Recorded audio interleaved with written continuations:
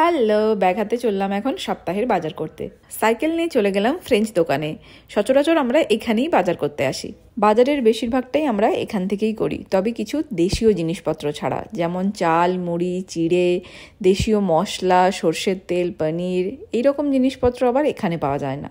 দেশের সব সবজি পাওয়া না গেলেও আমি বলবো 70% সবজি এখানে পাওয়াই যায়। এই দোকানে ফল আর সবজি সব সময় টাটকা।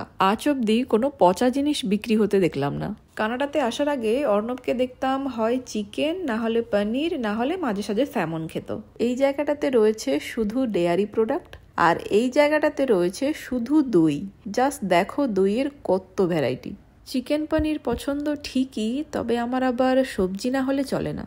এসে দেখলাম আমার পছন্দের বেশিরভাগ সবজি এখানে পাওয়া যায়, তাই খাওয়া দাওয়া নিয়ে আমাদের সেরকম প্রবলেম হয়ই না। তবে দেশের মাছ একটু আধটু মিস করি। শপিং ডান, এবার ভারী ভারী ব্যাগ নিয়ে সোজা বাড়ি।